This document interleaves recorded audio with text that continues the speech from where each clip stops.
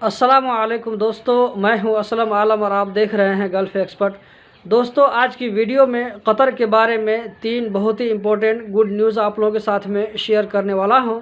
तो इस वीडियो को आखिर तक ज़रूर देखिएगा। इस वीडियो को देखने के बाद में आपके मन में बहुत सारे सवालों का जवाब मिल जाएगा, तो इस वीडियो को आखिर तक ज़रूर देखिएगा। तो दोस्तों, हम शुरू करते हैं आज की पहली अपडेट की जानिब। मिनिस्ट्री ऑफ कतर इंटीरियर की जानिब से अनाउंस किया गया है कि 3 दिसंबर यानी जुमरात के दिन से इंडिया में कतर वीज़ा सेंटर फिर से ओपन हो रहा है। इसकी सर्विस फिर से शुरू हो जाएगी। इंडिया के अलावा जो बाकी दूसरी कंट्री है जैसे नेपाल, पाकिस्तान, बांग्लादेश, श्रीलंका, इन लोगों के बारे में, तो इन कंट्री के बारे में अभी कोई अपडेट नहीं है।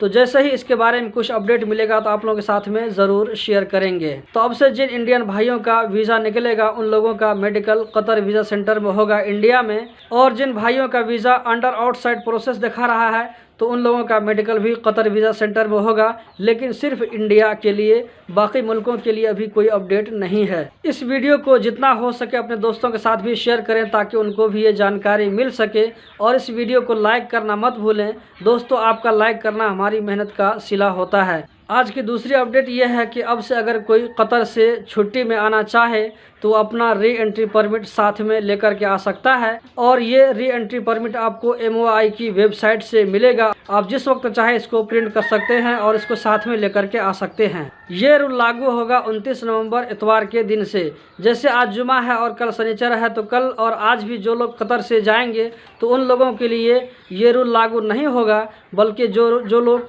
29 नवंबर से कतर से आएंगे तो ये सहूलत उन लोगों के लिए दिया गया है। लेकिन जो लोग पहले से ही कतर से बाहर हैं तो उन लोगों को आने के लिए री एंट्री परमिट चाहिए, और उन लोगों को री एंट्री परमिट के लिए उनकी कंपनी कतर पोर्टल से ही अप्लाई करेगी, जैसे कि इससे पहले अप्लाई करती चली आ रही थी। तो उन लोगों के लिए कोई रूल चेंज नहीं हुआ है। ये सिर्फ उन लोगों के लिए है जो अभी कतर में हैं और 29 नवंबर के बाद कतर से छुट्टी में घर जाएंगे, तो वो लोग अपना री एंट्री परमिट साथ ला सकते हैं।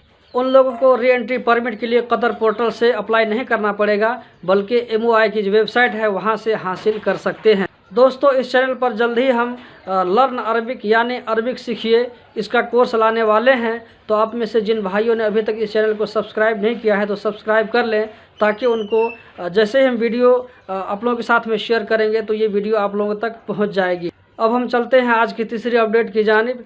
इससे पहले दोस्तों, क्वारंटीन का जो पीरियड था वो 14 दिन का था, लेकिन अब ये पीरियड 14 दिन से कम करके 1 हफ्ता कर दिया गया है, यानी 7 दिन। जिन जिन कंट्रीज़ का नाम कतर हेल्थ मिनिस्ट्री के लिस्ट में लो रिस्क कंट्री में है, तो वहाँ से आने वालों को 1 हफ्ता होम क्वारंटीन में रहना पड़ेगा।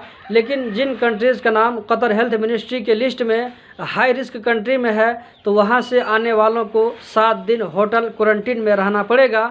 और नेपाल, इंडिया, पाकिस्तान, बांग्लादेश और ये सारी जितने कंट्री का मैंने अभी नाम लिया है, इन सारी कंट्री का नाम हाई रिस्क लिस्ट में है, तो यहाँ से जाने वालों को 7 दिन होटल क्वारंटीन में रहना पड़ेगा। और साथ ही साथ ये भी कहा गया है कि अगर आप अपने मुल्क में उस हेल्थ सेंटर से अपना कोरोना टेस्ट करवाते हैं जिस मेडिकल सेंटर को कतर गवर्नमेंट की तरफ से मंजूरी दी गई है, अगर वहाँ से अपना आप कोरोना टेस्ट कराते हैं और करा कर जाते हैं तो आपको एयरपोर्ट पर, लेकिन कोरोना टेस्ट जो है 48 घंटा के अंदर अंदर होना चाहिए। तो ऐसे टेस्ट करने के बाद में अगर आप कतर जाते हैं तो एयरपोर्ट पर आपका कोरोना का टेस्ट नहीं होगा। लेकिन अगर आपके पास में इस मेडिकल सेंटर का सर्टिफिकेट नहीं है तो एयरपोर्ट पर जाने के बाद में आपका कोरोना टेस्ट होगा। उसके बाद 6ठे दिन के बाद फिर आपका कोरोना टेस्ट किया जाएगा।